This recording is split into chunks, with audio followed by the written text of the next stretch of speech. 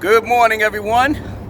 Welcome to, and this is the great part right here. Shout out to everybody on my channel that gave me all those wonderful suggestions about what to call my page. But at last, the lovely Stephanie Janicek has gave me the ultimate one that I'm going with. So today, this is the first. Welcome to the high ground, hosted by the Baron of Cloud City himself, Abu Nas. Listen, this is gonna be a quick barn burner because Twitter was so hot last night behind your boy Chuck Wendig. Oh my God, I can't even begin to go into length about how this boy just totally lost his mind. But everybody on Twitter knows what he was doing and what he was saying. But before we get into old Chucky boy, let's just go into the quick news of the day. The Han Solo posters. Yeah, that's right, ladies and gentlemen. The social justice warriors has struck again. And you know what? I'm not even surprised. I mean, you got Han Solo with the blaster in 1 minute, and then the next minute, that boy is just doing like this. He's almost like he's doing the Running Man in his poster. They got Lando on this. They got Emilia Clarke's character on this. They even took all that good shit away from Chewie. Chewie don't even have a blaster. he's just standing there, just taking up space. But this is where we're at right now, ladies and gentlemen. This is 2018. Social justice, where anybody that gets offended about anything, they just cut it short. And you know Star Wars is a fantasy. This is not real. He has a space gun. What is the big issue? I don't know, but I can tell you this. A lot of people are totally fed up behind this. You understand? And that's fine. I know for me and for my subscribers and everybody else that I roll with, this is pretty much confirms why we're boycotting the movie the way it is now. So with that being said, stay on your grind, stay on that boycott. I mean, May 20, the Memorial Day can't even get here fast enough. And then when Solo tanks at the box office, then hopefully we will see some real change. But for right now, these guys are living in a fantasy land. They pretty much don't even think that the backlash is that real, especially your boy Chuck Wendig. I mean, Ryan Johnson already muting people on his page. He got his fingers to his ears. He don't want to hear that because he knows he's gonna keep hearing it. He's gonna keep hearing it until his trilogy is not going to happen. But as it stands, they're getting ready to film, and he's got everything started. Okay, whatever. Kathleen Kennedy, where's she at? She's still missing in action. Oh my God, you need to might as well put her on the milk carton at this point. The only time she came up for air ever since the Last Jedi came out was when she gave the announcement about Weiss and Benioff from Game of Thrones to do the film, and Jon Favreau. That's it. After that, not a peep from her. Not hide, no hair, nothing. She popped up at Mark Hamill's Walk of Fame event, but that was it. She didn't say nothing. She just got out, slipped into the background, disappeared. But as it stands, this is where we at. But now let's get down to the nitty gritty. Your boy Chuck Wendig. Now, one of my fam made a tweet, and he was pretty much just basically letting them know that, look, we're not just six, because that was his Chuck Wendig's original tweet, that there was only six shitty guys screaming online about how bad the Last Jedi was. Guess what? The Last Jedi was fucking trash.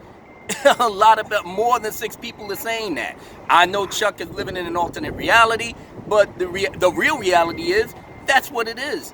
And my fam pointed it out. So you know what Chuck did? Chuck took his tweet, retweeted it on his page, and then all his little shills came out and really was trying to disrespect my fam.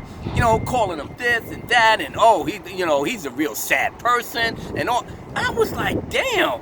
And y'all did all of this on the sneak shit, and he's not there really to defend himself, but I caught that on a slide when I went on his page. Because, you know, beforehand, I wasn't thinking about no Chuck. Chuck, he wrote Aftermath, but I said that shit was garbage. That thing was sitting on my shelf for like God knows when. I had to dust the book off just to bring it down here so I could show exactly what I'm gonna do. So now I get on Chuck's page, and I'm blasting his ass on GP. I was like, dude, there are not just 6 people up here saying what we're saying. Pretty much the movie is trash. You don't believe it? Then you're going to find out on Memorial Day when we boycott Solo. But you a fucking moron. But then again, look who I'm talking to. I'm talking to the guy that wrote that book, Aftermath. So obviously, I can't hold your words as gospel on no level. You know what he did? He blocked me immediately. You know what? That was fast, but I didn't expect them to just jump on it that quickly. But it is what it is. And I told my fam on Twitter, see, this is why we need to stick to our grind. This is why we need to stick to our guns. It's people like Chuck that get online, start running his mouth. All his little girlfriends get on there running their mouth.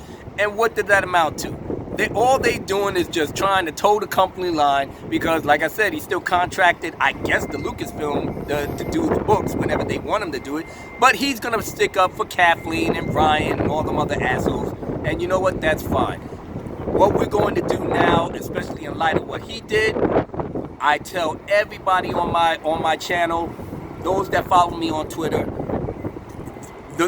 our plan is working. We are really getting under their skins. They know that they cannot hold a candle to the knowledge that we have about Star Wars to break down how bad this movie is.